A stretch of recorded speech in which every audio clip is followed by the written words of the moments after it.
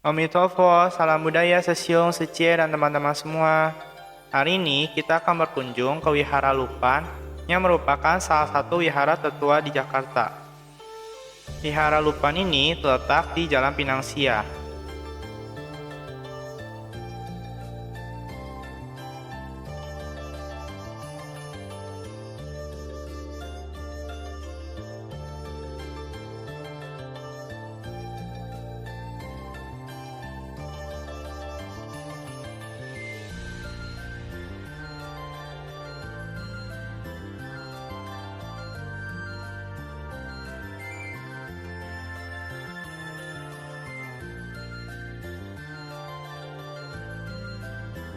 Di dalam buku yang berjudul Tionghoa dalam Keindonesiaan, Peran dan Kontribusi bagi Pembangunan Bangsa, Kelenteng Lupan ini dibangun oleh Serikat Tukang Kayu dari Kuantung pada abad ke-19.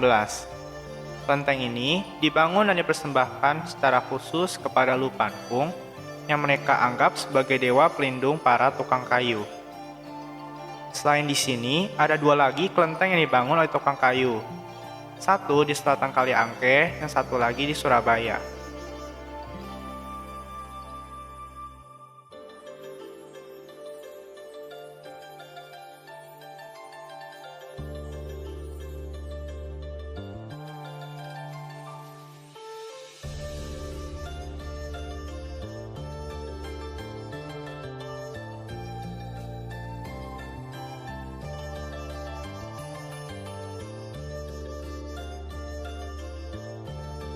Dari kelenteng Lupan ini, kita dapat mengetahui bahwa para tukang kayu di masa itu telah hidup terorganisir.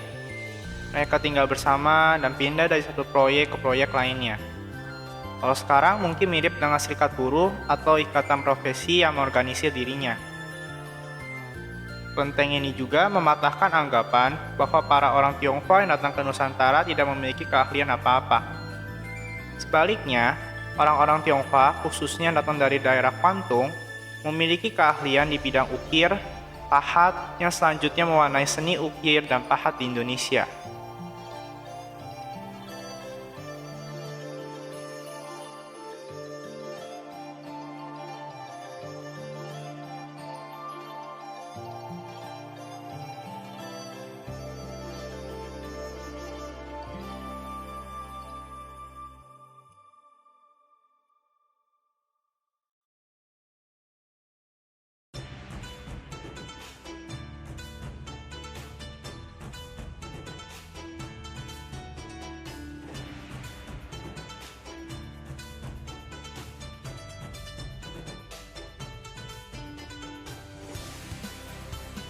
Di sekitaran kelenteng ini juga, kita dapat melihat jejak sejarah, yaitu adanya toko perabotan kayu yang dahulunya banyak tukang kayu yang ahli dari keturunan Tionghoa yang terletak di Jalan Pintu Besar Selatan.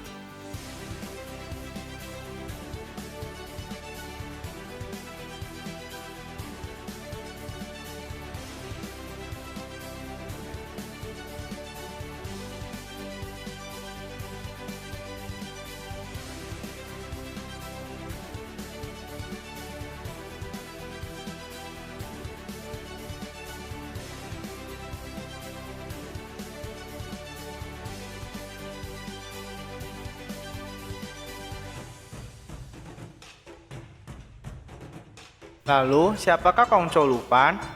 Kongco Lupan lahir pada 507 dan wafat pada 440 sebelum Masehi. Nama aslinya itu adalah Kung Sui Tze. Adalah seorang tukang kayu, insinyur, filsuf, penemu, ahli militer, dan negarawan yang berasal dari Mozi. Lahir di negara Li dan merupakan dewa pelindung dari arsitek dan juga tukang kayu. Beliau dilahirkan dalam keluarga terkenal selama periode musim semi dan gugur.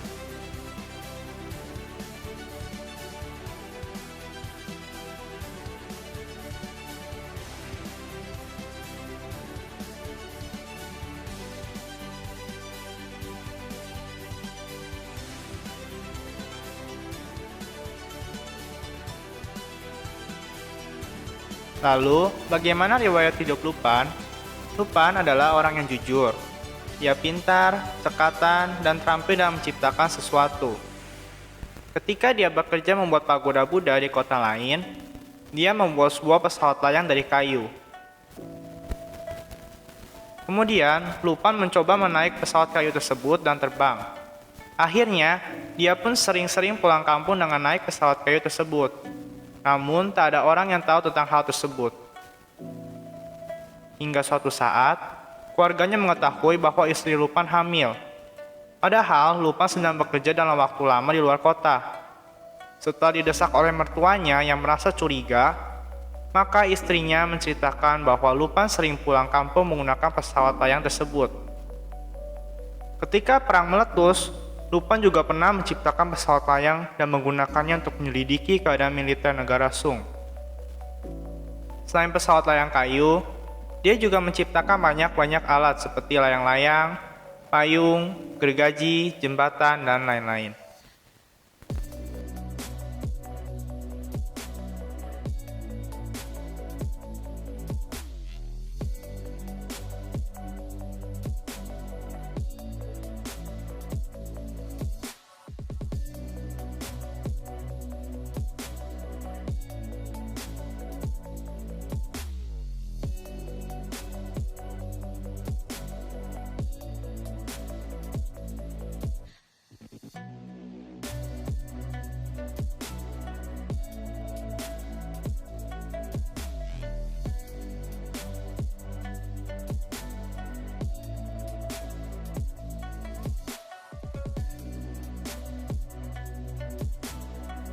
Lupan adalah penemu dari beberapa alat.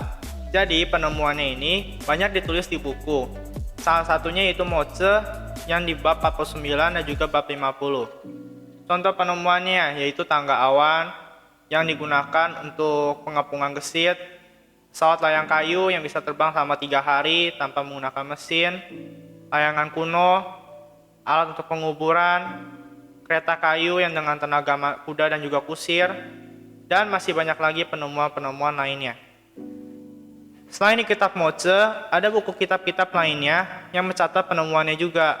Contohnya kitab garis keturunan, sekitaran abad ke-3 sebelum Masehi, kisah yang menakjubkan, sekitar abad ke-5 oleh Renfang, dokumen asli warisan dan negeri, sekitar abad ke-11 oleh Cao Cheng, asal-usul penemuan, sekitar abad ke-15 oleh Luo Qi, Risalah Lupan, sebuah teks yang terkait dengan Lupan, sekitar abad ke-13 sampai dengan 15.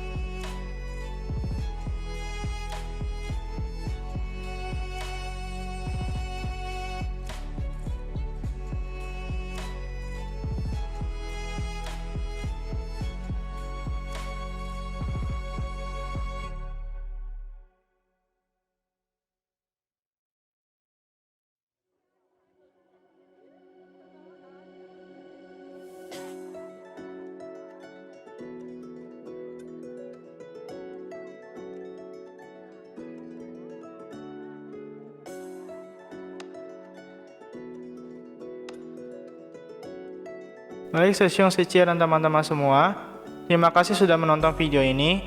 Klik tombol subscribe dan like ya. Terima kasih.